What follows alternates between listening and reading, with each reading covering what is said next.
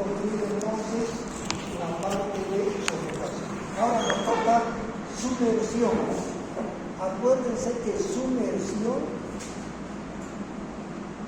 es una de las excepciones que ustedes se equivocaron. Sí, ¿no? Se equivocaron. Bueno, lo que han leído se han equivocado.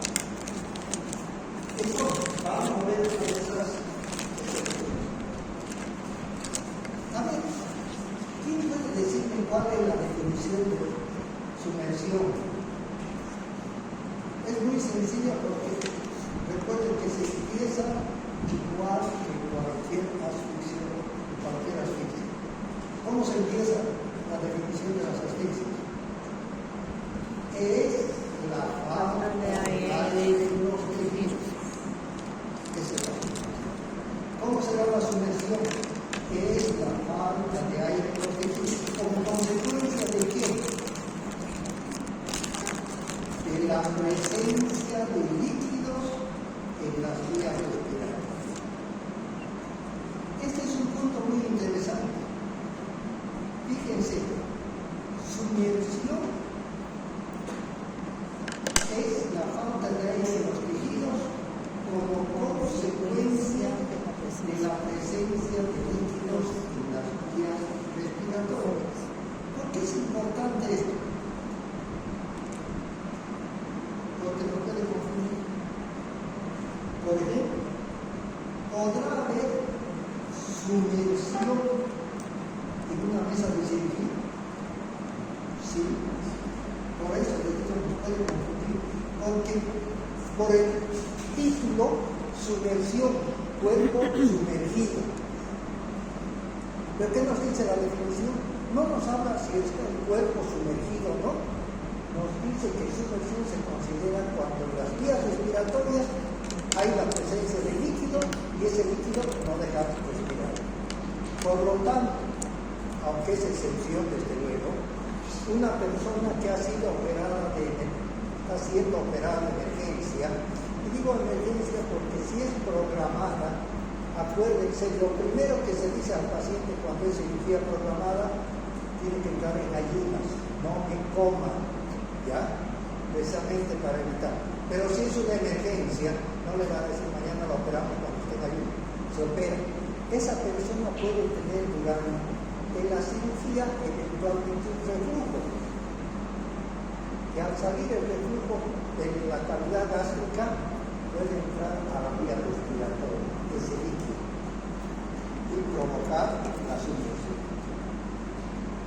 Un poco raro, pero es así. Tenemos un caso, este caso es real. Nos tocó ver hace unos N años en el barrio 4 de noviembre, tercer anillo. Imagínense el estado de ebriedad, que tiene mucho con lo que estoy mencionando. El estado de ebriedad de una persona que se cayó, ya, por lo ebrio, en un lugar donde había un poquito de agua y barro, no había más. Se cayó, y fíjense, tan importantes son las evidencias que ya se sabía la historia. Esta persona se cayó, después hizo la autopsia. Tan ebrio estaba que hizo una sola maniobra, nadie lo vio, para querer salvarse. Una sola maniobra. ¿Cómo se dieron cuenta? Si nadie lo vio, fue de noche. Una de las manos en el barro. Cuando cayó de cara en el agua, no más de unos 20 centímetros. ¿Ya? Se nota que cuando cayó así, hizo un intento de levantarse un poco la cabeza porque ahí está una sola huella en el barro de la mano. Él se cayó y no hay más huellas. Le dio flojera poner la otra mano y todo. Si estuviera sano, con cruzar las manos y levantar la cabeza se le solucionaba el problema. ¿Cómo estaría que no tenía fuerza ni siquiera para levantar la mano? El cuerpo no estaba sumergido, pero murió por sumersión. Bueno, vamos a ver dónde estamos. Vamos a ver las variedades de sumersión.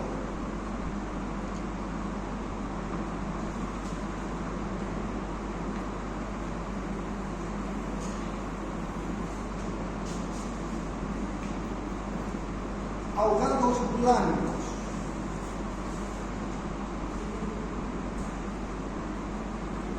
Son personas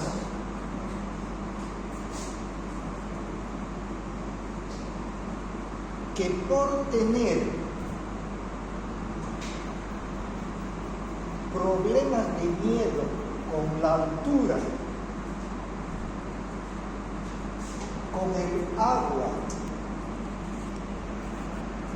o el agua gélica, el agua fría,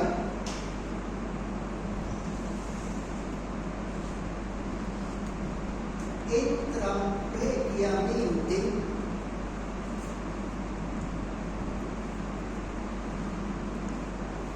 en un estado sincopal.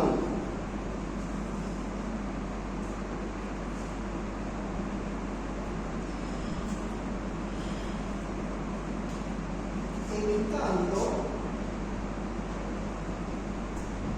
que la presencia de líquidos llegue hasta las vías más profundas.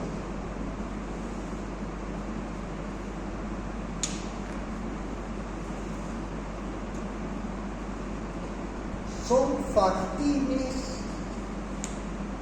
de la reanimación.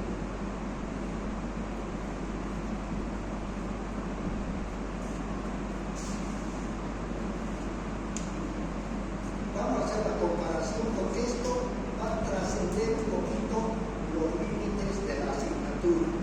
Por eso es interesante comentar. Aquí le llamamos ahogados blancos. Son aquellas personas que por una causal accidental, una causal homicida, accidental homicida, se resbalan al agua o los empujan al agua, pero si tienen que precipitarse, ese miedo a la altura hasta caer al agua les hace perder la conciencia, se desmayan y entran en un estado psicopático. Entonces, esa persona va a caer al agua, que esto es una de las evidencias, que al caer al agua no hace maniobras de salvar, pero no hace maniobras de sobrevivencia. Como está en estado inconsciente, va a caer y se hunde. Pero ese estado de inconsciencia, ese estado psicopal, no le va a permitir que esté nervioso, que inspire mucha agua, y el agua va a entrar por la presión simplemente un poco a las vías respiratorias. Nada más. Al sacar a esta persona y hacerle las maniobras de reanimación, esta persona primero cuando se saca está totalmente pálida, se hacen las maniobras y si vemos que botan agua, podemos respirar, se hace agua. Por eso es importante tomar en cuenta esta situación. Pero esto mismo que les estoy comentando nos sirve como uno de los posibles fundamentos. Lo normal que una persona que no está muy acostumbrada podría estar dentro del agua, sumergida. ¿Cuánto tiempo? 1 minuto, 1 minuto y medio, de ahí no pasa. Ahora, si la persona está permanentemente en actividades acuáticas, nadador que se sumerge, la capacidad ventilatoria puede aumentar un poquito más. Se sabe, esto no es novedad, que los buscadores de ostras, de perlas, bajan a grandes profundidades, pero tienen una capacidad ventilatoria tan grande que pueden estar 3 minutos hasta 4 minutos. Fíjense, 4 minutos. Ya estamos hablando al borde de las lesiones cerebrales irreversibles por la falta de oxígeno. ¿Cuánto tiempo el organismo puede estar, o el cerebro puede estar sin oxígeno? Podría estar 4 minutos, después el riesgo es muy grande. Ese es un problema ético tremendo. ¿Qué pasa cuando un paciente hace un paro? se hace maniobra, se le pone oxígeno, no recupera, se le hace choque eléctrico, ya no recupera, han pasado 10 minutos, conviene seguir haciéndolo. Ese es un problema ético. Hipotéticamente, si recupera, si se lo salva del paro, de por vida va a ser un vegetal. Ese es el problema. Bueno, eso era parte. Entonces, hay una explicación que es la única, por lo menos que se menciona. ¿Cómo es posible que algunas personas puedan sobrepasar el límite de la lógica científica? Comprobado, una persona en publicaciones serias que logra a propósito entrar en trance, entra al agua, no se mueve nada, no gasta nada de energía, y se ha podido quedar 6 minutos.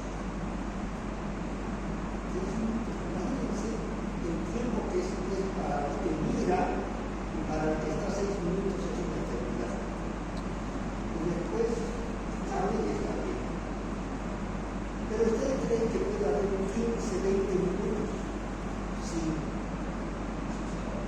se han dado casos reales en que los niños han caído al agua helada, se han sumergido, han permanecido más de 15 minutos en el agua helada, los han sacado, les han hecho maniobras porque nunca hay que dejar de hacer maniobras, nunca.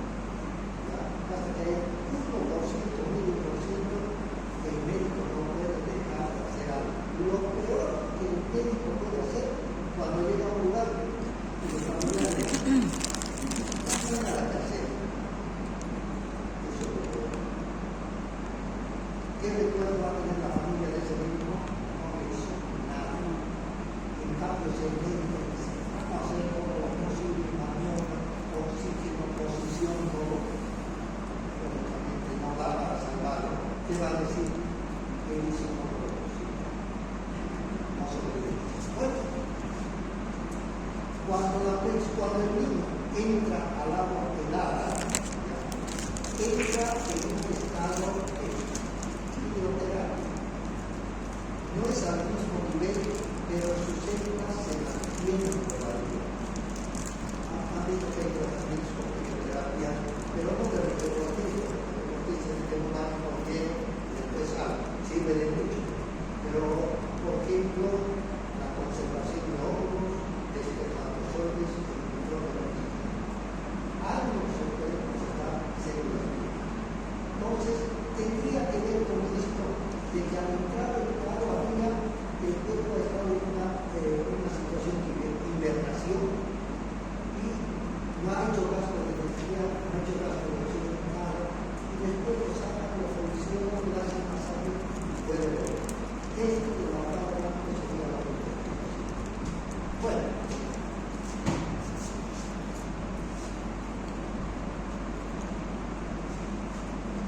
¿Ya se dan ustedes? Tampoco van a querer irse.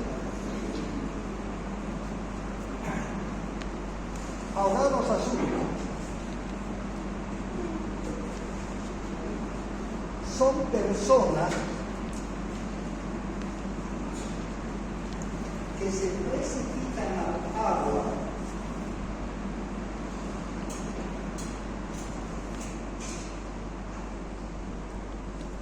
estando conscientes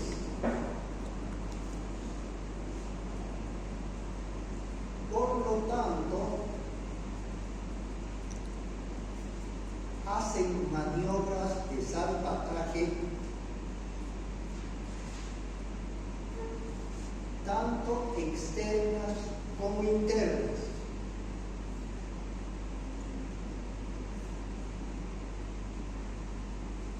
Provocando inspiración forzada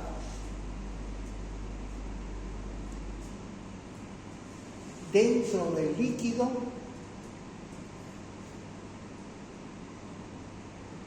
llegando en algunos casos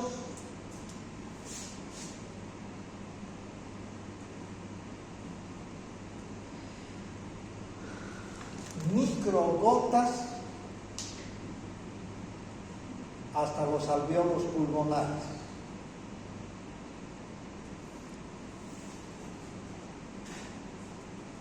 Bajo maniobras de reanimación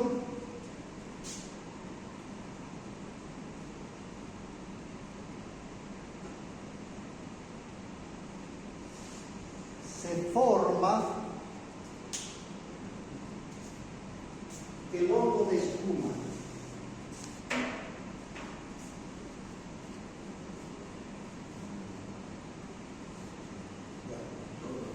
Hongo de espuma. Ya les voy a decir por qué se formaría. Bueno, entonces tenemos el ahogado blanco, que es lo que hemos visto, al que al sacar está pálido, el que no hace maniobras de sobrevivencia, cae porque ha entrado en estado psicosocial, pero tampoco respira mucho, así que hay posibilidades de recuperar. Pero eventualmente, si alguno de ustedes tocar esa situación, cuando tienen que salvar a una persona, ven que lo sacan y en lugar de salir pálido, sale negro, sale cianótico, es grave. Pero tomen en cuenta una cosa, no vaya a ser que antes de entrar ya era negrito, ¿no? Después lo sacan, no hay nada que hacer. No. O sea, sacan a la persona y está cianótico, quiere decir que ha habido lesiones de las vías profundas respiratorias. Como entra consciente, esa es la diferencia con el ahogado blanco, con el estado sincopal. Si lo empujan, si se resbala accidental, suicida o homicida, ¿no? Está cayendo, como está consciente, no va a caer como si. ¿Qué va a hacer? Va a querer caer en posición bipedestada o de cabeza. Ya, algo va a querer hacer, le surta o no. Entra al agua, sigue consciente, por más de que no sepa nadar, nadie se queda ahí adentro así, si está consciente. ¿Qué va a hacer? Sale a la superficie, respira, como no sabe nadar, se entra otra vez. Respira, se entra. Pero llega un momento en que, si no hay quien la ayude, ya no hay fuerzas para hacer eso, pero la inspiración la va a realizar igual, pero dentro del agua. No ha podido salir hasta la superficie, va a hacer. Y todo el agua con esa presión va a ir por las vías respiratorias.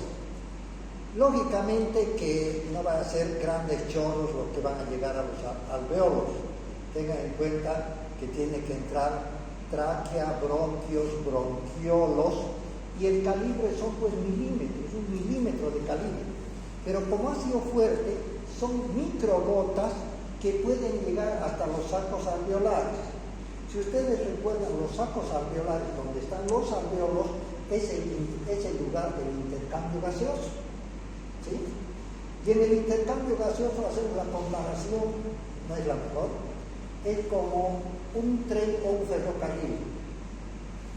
Llega a una parada, el tren o el ferrocarril, quiere decir que están trayendo la sangre no oxigenada, ¿ya? La sangre con CO2 trae en ese tren, en ese ferrocarril, y esa sangre que no es oxigenada, que es sangre mala, si ustedes quieren, van a depositarlo acá. ¿Para qué? Para que sea expulsado el dióxido de carbono. Pero al mismo tiempo, ¿qué va a hacer? En ese ferrocarril van a salir los malos, pero van a entrar los buenos, porque están entrando recién al cuerpo. El ferrocarril regresa, ¿ya? Entonces, en este lugar del intercambio, acá va a haber aire o oxígeno, si ustedes quieren, para favorecer el intercambio.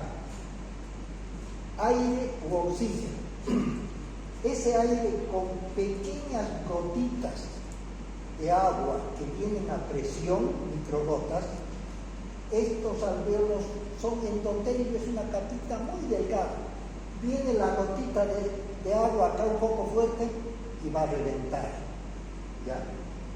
Pero estos alvéolos, para hacer una comparación, guardando las diferencias obviamente, han visto que para llevar las pelotas de básquet, de fútbol, hay una red muy delgadita que se utiliza, ¿no? Esa es la red de capilares que envuelve al alvéolo para su intercambio, ¿ya? Entonces, viene la gotita, revienta el alvéolo, ¿ya? Y la bolsita también la revienta, los microvasos sanguíneos, los capilares, los revienta, pero como había acá aire, el aire con el agua que ha entrado, ¿qué forma? Espuma. La espuma es agua y aire, esa es la espuma, ¿ya? Pero como ha habido capilares acá que se han fraccionado, esa espuma puede ser de color rojizo, ¿ya? Rojiza por esa razón. Entonces, cuando se saca la persona, se hace maniobras, si en lugar de salir, como hemos visto en los ahogados blancos, el chorro de agua, se hace la maniobra y sale una espuma, el hongo de espuma, y con una coloración que podría ser rojiza, y es muy poco lo que se puede hacer. Ya nos indica con esa maniobra que brota espuma, en lugar de sacar agua, quiere decir que había un compromiso de las vías respiratorias profundas.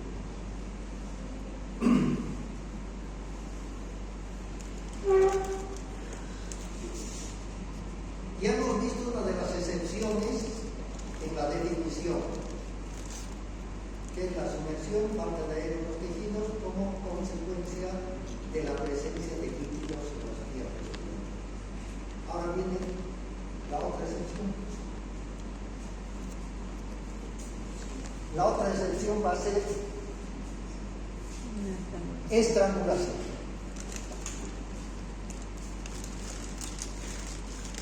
¿Cómo sería su definición?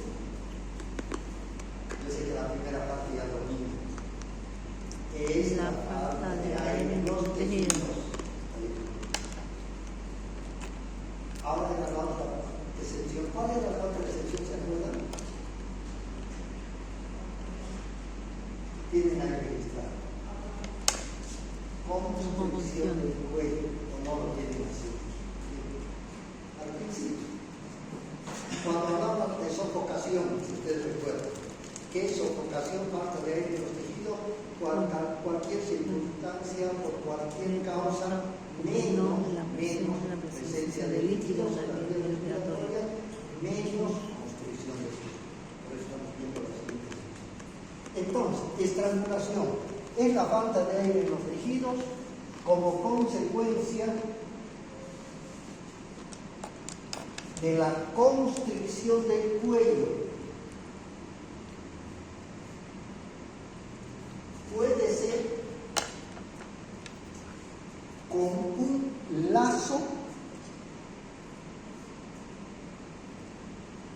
o partes corporales.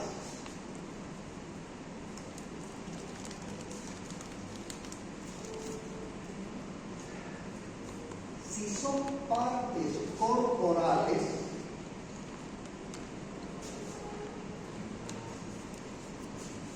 las evidencias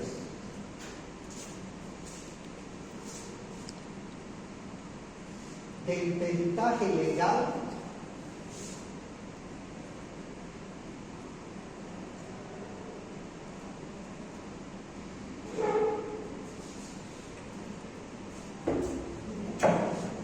se traducen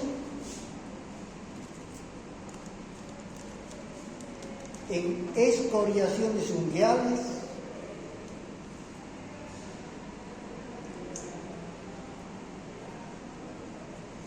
equimosis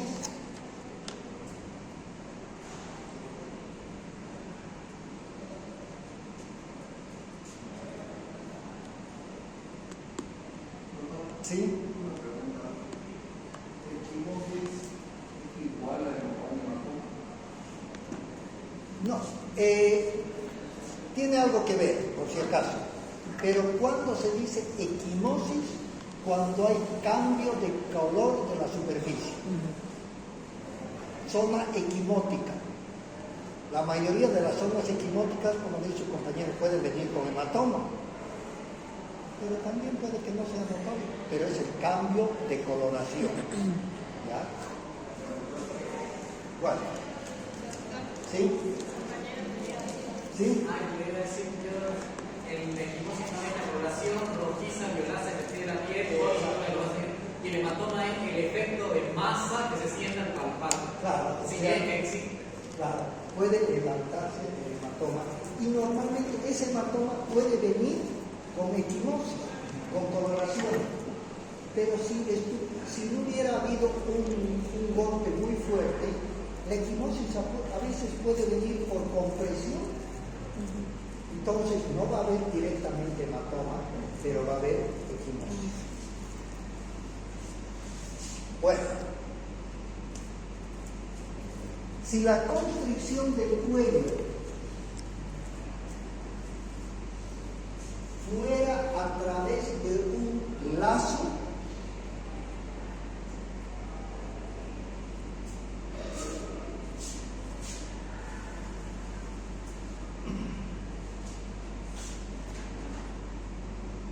se forma el surco equimótico, horizontal continuo.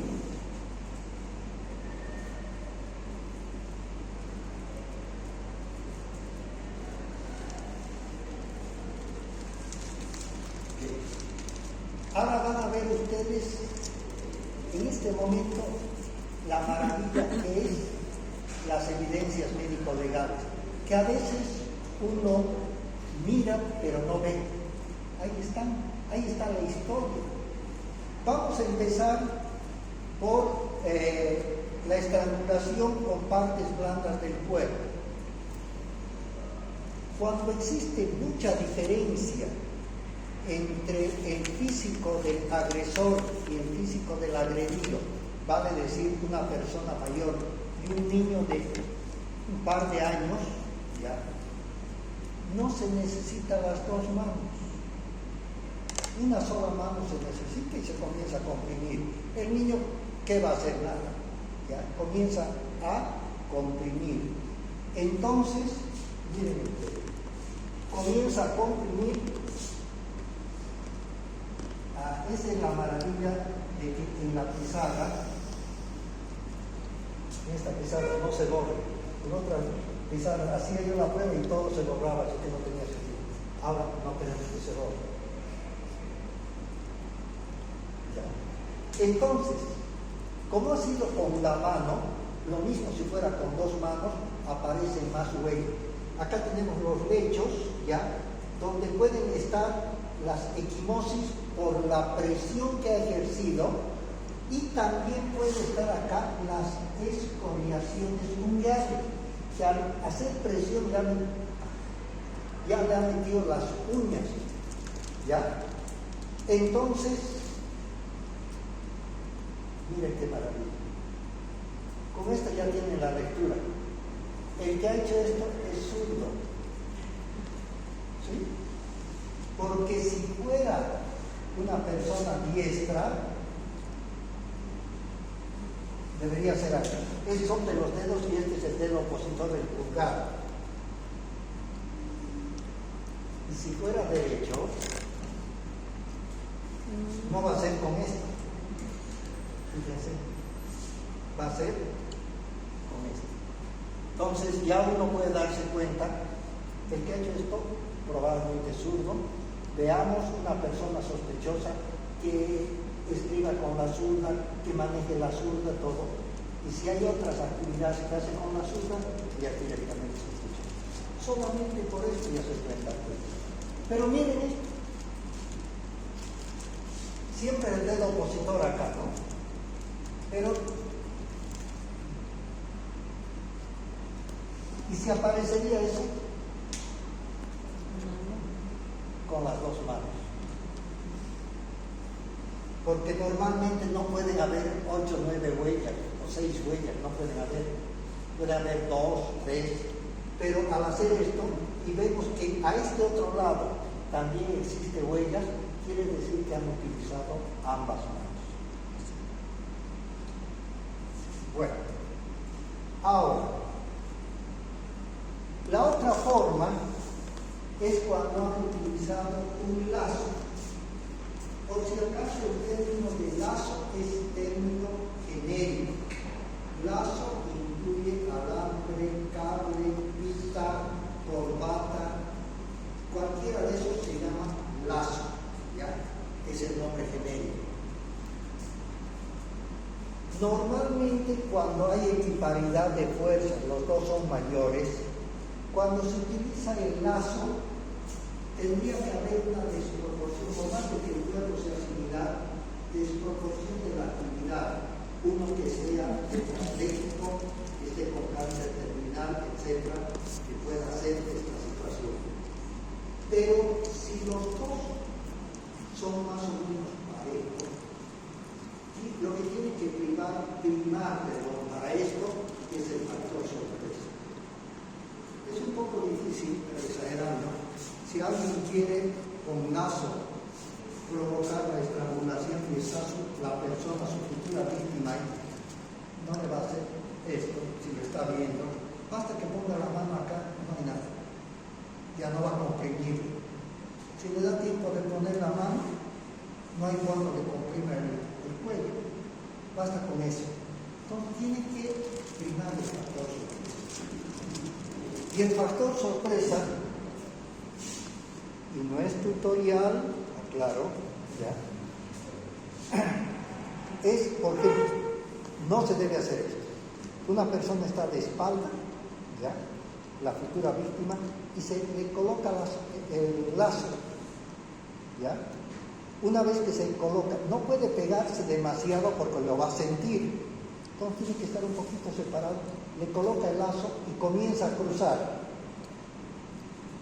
Pero la biofísica del brazo hace que no pueda seguir apretando, ¿no? No va a soltar ahí, va a agarrar y seguir apretando. No le da para seguir. Entonces, ¿qué es lo que se tiene que hacer? Colocar el lazo cruzado. No agarrar y cruzar, sino agarrar cruzado, se coloca y la biofísica, miren, se puede abrir perfectamente, ¿ya? Como la persona está en bipedestación, está parada, la víctima está parada, el lazo que va a constriñir el cuello, que va a apretar el cuello, va a formar un surco equimótico horizontal, de esta manera, horizontal, salvo que por complicar con la existencia, la víctima, acá en este caso, el victimador, se coloque así para hacer cosa que no es lógico, ¿no? Entonces va a salir el lazo oblicuo. Normalmente el lazo hace y da la vuelta toda porque no hay nudo, no hay punto fijo. Y si nosotros vemos un surco horizontal que le da toda la vuelta, ya sabemos que eso es estrangulación, no es ahorcadura. ¿Qué más? Nada más. Ahora tenemos ahorcadura.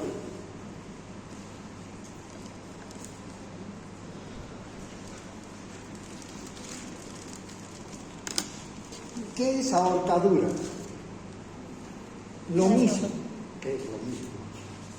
Es la falta de aire en los tejidos como consecuencia de la constricción del cuello. Hasta ahí es lo mismo.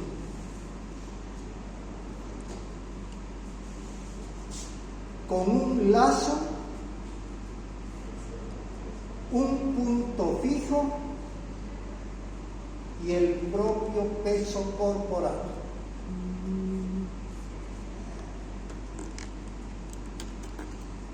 Puede haber causal accidental suicida u homicidio.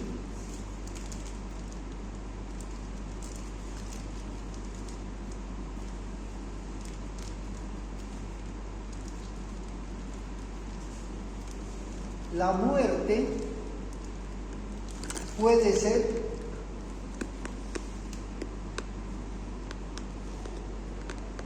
por problemas respiratorios, vasculares o nerviosos.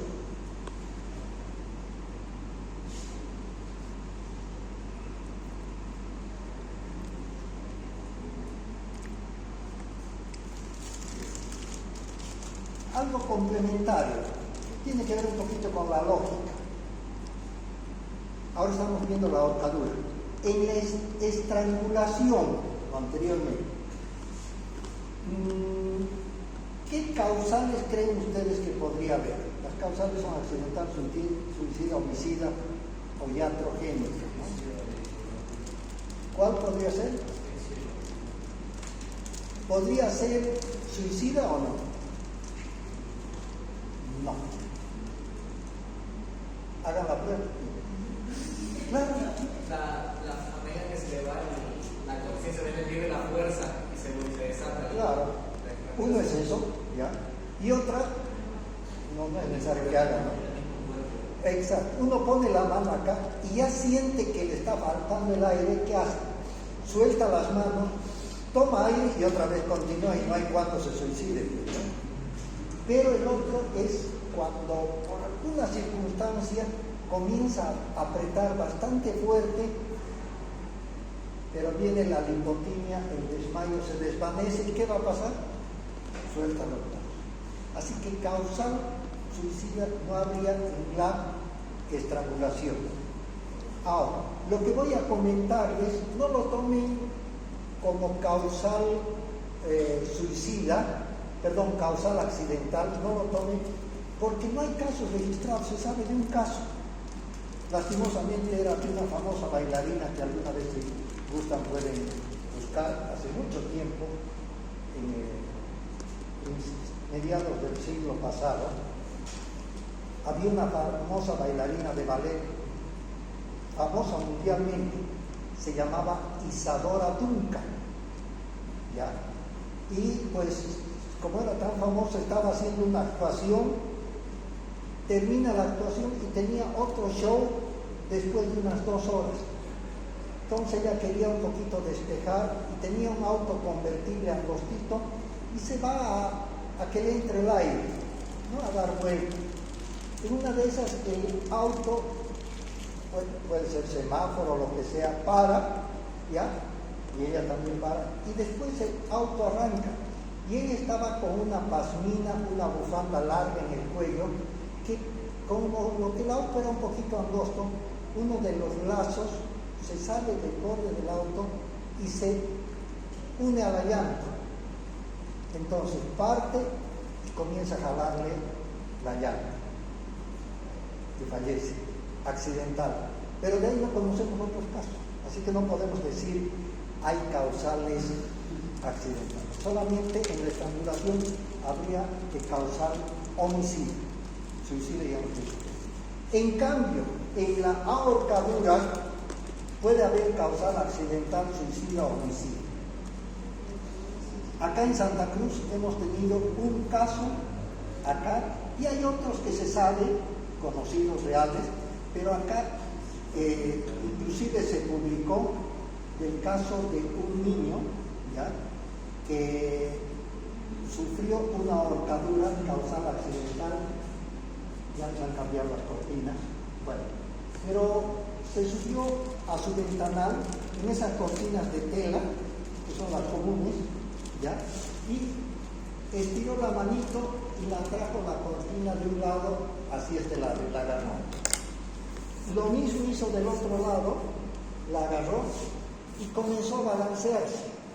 Eran cortinas como estas, donde había que subirse a la ventana, no eran hasta el piso. Y comenzó a balancearse, pero alguien seguramente conoce, a veces por adorno le ponen una cenefa ahí arriba, una tela, como adorno, nada más. Entonces, al balancearse, la tela le llegó al cuello, al balancearse. No hubiera sido nada, pero le molestó. Atrajo las cortinas, ¿no? Le molestó y ¿qué hizo? Soltó la cortina para sacarse esto y ya no pudo regresar porque la cortina se fue otra vez a su posición. Se desesperó y soltó la otra cortina. Y se quedó con la cenefa que le apretó el cuello y no pudo soltarse. Eso acá ha ocurrido. Y los otros casos nos cuentan, está en la casuística, en una actividad, en un circo, que no era de primera, ¿ya? Hacían la demostración de que había uno de los que hacía el show, que le colocaban una soga en el cuello y lo subían. Y él aguantaba y se movía como si le estuviera comprimiendo todo, se desesperaba, ¿no? Y lo mantenían ahí arriba, hasta que dejaba de moverse, y después lo bajaban y el otro. Y todos aplaudían. ¿Cómo podía soportar la soga en el cuello? Lo que pasa es que él tenía otra soga que era la que realmente le soportaba, que estaba en el pie. Entonces estaba parado sobre la soga y esta otra era, digamos, de adorno. ¿Con cuál le subieron? Con la del pie. Y esta era de adorno. Esta no le apretaba demasiado, ¿ya? La soga del pie se soltó y comenzó a apretarle el cuello. Pero, fíjense, él tenía que hacer la parodia de que se estaba ahogando y todo, como el anterior caso, y después tenía que decir, no, mentira. En este caso lo mismo hace, y después no había cuando haga. Eso es también de tipo accidental. ¿Sí? Una consulta. Cuando está la operadora en los pacientes, la primera vértebra tiene el apoyo respiratorio, ¿no se rompe y produce el paro respiratorio por compresión de la respiración? Unos 3 minutos. ¿Cierto? ¿Cuánto? Le pregunto porque Ahí está. Vamos a hablar con usted, lo que dice su compañero. Bueno, entonces estamos viendo causal. Causal suicida, esto también es interesante que tomen en cuenta. Normalmente habrán notado que las mujeres no se suicidan colocándose la soga al cuello. Ellas tienen otros métodos de suicidarse, algunos eficaces, no eficaces. El que más utilizan son los venenos. Otro que utilizan son los cortes de las venas. No siempre da resultado, ¿no? Hay más intentos de suicidio que verdaderos suicidios cuando hay corte. ¿Cuándo han visto que una mujer agarre un revólver y se ponga acá? Casi no se ve. ¿Cuándo han visto que se ahorque? Tampoco. Entonces, hay un poquito de ese sesgo de grupos etarios, de edad y de género también. ¿Ya? Unos más, otros menos. Habíamos mencionado de que existe por muerte respiratoria, por muerte circulatoria y por muerte nerviosa, ¿ya? Va a depender un poquito de que la víctima nos complique la existencia. No es normal, ¿no? No es normal que se suicide. Lo común del suicidio tiene que haber, fíjense, un lazo, un punto fijo, que lo tienen anotado, y el peso corporal. Ahora miren, ustedes van a sacar las conclusiones con lo que decía acá su compañero. Si el número es el común acá atrás, que acá se han colgado, ¿ya? ¿En qué parte ejerce el lazo la mayor presión? Acá adelante, ¿sí? Y acá atrás, porque el lazo va a ser oblicuo, miren, oblicuo. El subpetimónico no es horizontal, siempre va a ser oblicuo, porque hay un punto fijo que no va a sostenerse. Entonces, en este caso que es más común, la mayor construcción del cuello ocurre en la parte anterior, donde está el sistema respiratorio. Pero nos complican la existencia cuando el nudo se hace acá Entonces, si ustedes se dan cuenta, esta región donde está el sistema respiratorio no va a estar afectado directamente, va a estar afectado acá en los costados, o sea, el sistema vascular. ¿Ya? Acá va a estar el sistema vascular comprimido. Y por último, un ejemplo real que ocurrió de un famoso personaje, ¿ya? multimillonario, que durante muchos años vivió junto con su familia en la opulencia, era un dictador, tenían dinero porque ellos eran todos los poderes que él y sus hijos ocupaban. Si alguien se salía un poquito del margen, inmediatamente lo justiciaban y no había quien reclame, porque quien reclamaba moría. Estamos hablando de Saddam Hussein, ¿ya? Y llegó un momento en que tal era la desesperación de su pueblo que se levantaron. Inclusive hay imágenes de lo que sus estatuas que él las tenía, la estaban tumbando también sus estatuas, ¿no? Bueno, como la presión fue tan grande, comenzaron a quemar sus palacios. Y él logró con unas cuantas personas escapar a una hacienda muy pobre, casi abandonada, donde lograron hacer un depósito más o menos circular y un cilindro muy angosto, ¿ya? Todo esto excavaron, y esto era como para que entre apenas una persona. Él entró allá, y acá adentro no le iban a poner una cama de 2 plazas, no hay cómo meter nada, le metían tablas, él ahí adentro acomodaba su camastro, algo parecido a una mesa, y nada más. Ahí era su dormida, su comida, su baño, porque no podía salir, ¿ya? Todo lo tenía acá. Agarraban, es triste después de esa situación, porque no podían ir a visitarlo, porque en ese momento los radares y todos los GPS lo brillaban. Entonces, ¿qué hacían? A la pasada agarraban y bolsas que tenían frutas, carne, lo que sea, le botaban ahí por acá. Y él tenía que comer lo que sea, lo que se sobraba, se podría juntamente con las deposiciones, y así tuvo que vivir hasta que lo encontraron. Lo sacaron, estaba después de casi 3 meses, lo sacaron con una barba muy poblada, crecida, blanca, casi blanca, y hubo una corte marcial, una corte de guerra inmediata, en que determinaron que tenían que ajusticiarlo, ¿ya? Tenían que ajusticiarlo, pero ¿cómo es la incidencia, ¿no? en todas partes del mundo? 6 personas tenían que estar presentes, nada más, ¿ya? Y entre las 6, que era lo más privilegiado que tenían que estar, ¿qué pasó? Uno de ellos grabó todo. Iban a poder grabar. Y esa grabación fue pública en el mundo, ¿ya? Fue pública. Particularmente hemos visto, porque nos interesa un poquito el área, ¿no? Tengo que ver si puedo ver, las veo. Entonces, se dio. ¿Y qué tiene que ver eso?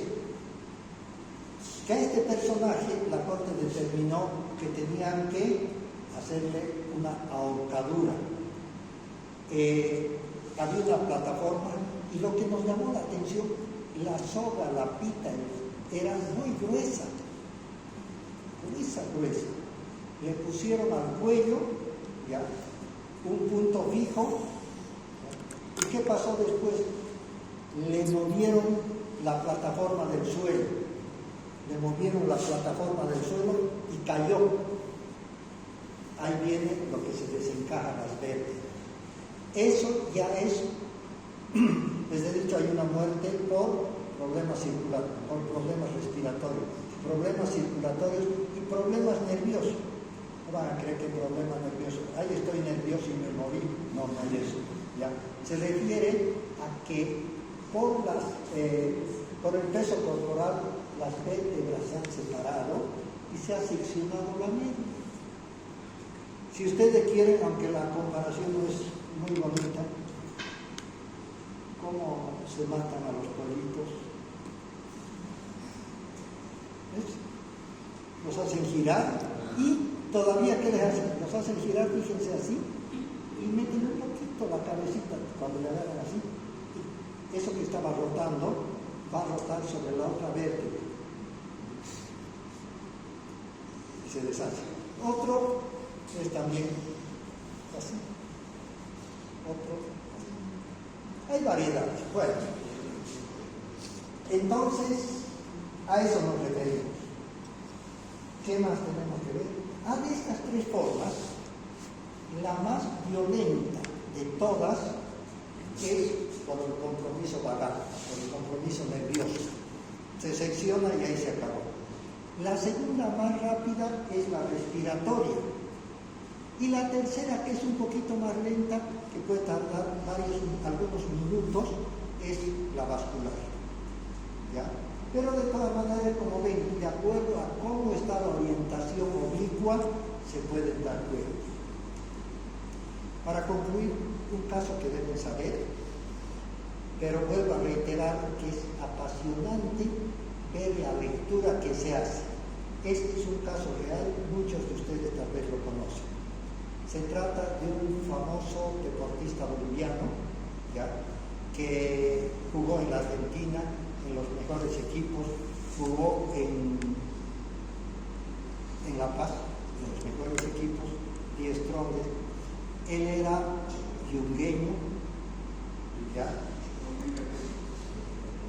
Castillo, eran dos hermanos, ¿ya? Toda una eminencia. Y no exagero, porque él afuera ganaba como jugador extranjero, o sea, le pagaban muy bien en los mejores equipos de la Argentina. Ha jugado, ¿ya? Chocolatín Castillo, ese era su apodo. Bueno, en un partido que estaba, a medio partido le llamaron porque su hijo había tenido un problema muy serio de salud, un hijito pequeño. Abandonó el partido, todos en medio tiempo se salió para estar con su hijo y lamentablemente falleció el hijo. ¿Ya? Le vino tal depresión que dejó el fútbol, dejó todo. Alguna vez quiso volver, pero ya no pudo. Otra vez entró en depresión y de un día para otro era muy rico, ¿ya? Vivía en Miraflores, vivía en una casa, en un barrio residencial, porque tenía muchos recursos, a pesar, reitero, que era de los Yungas. Es un detalle muy importante. ¿Cómo lo encontraron? Con una corbata, lazo, en las gradas de su casa, ahorcado. Causa el suicidio. ¿Ya? Ahora miren lo importante de las evidencias. Su familia de los Yungas viene y dice que ellos sospechan de que no fue suicidio, fue homicidio. Y entre las cosas por las que dicen, tenía cierta lógica para ellos, acuérdense, lógica para ellos. ¿Qué fue? No puede ser, decía, que él se haya colgado con su corbata, ¿ya? Y la corbata, cuando le saca, no tenía ninguna arruga, porque con el nudo y todo, con su peso, debería estar muy arrugada la corbata. Tenía lógica para ellos. Y sin menospreciar, nosotros también hacemos lo mismo, nuestras corbatas no son las más finas. Su familia en los Yungas, las corbatas que tenía en esos tiempos valdrían pues 15 pesos, 20 pesos las corbatas. Entonces, con solamente hacer el nudo de la corbata, ya estaba totalmente arrugada la corbata. Pero Castillo se daba el lujo de tener en esos tiempos corbatas de más de $100. Esas corbatas no se van a arrugar por lo que han apretado un poquito. Entonces comprobaron que esa corbata, ni haciendo nudo, se arrugaba, porque era una corbata finísima. Pero fíjense la lógica de la familia. Como era de recursos pobres, decían, no, su corbata debía estar arrugada y no está donde está colgada. En realidad, hasta donde se sabe, fue nomás un sencillo. ¿Qué más? ¿Quiénes se exponen mañana? ¿O jueves? ¿Hay alguien? No.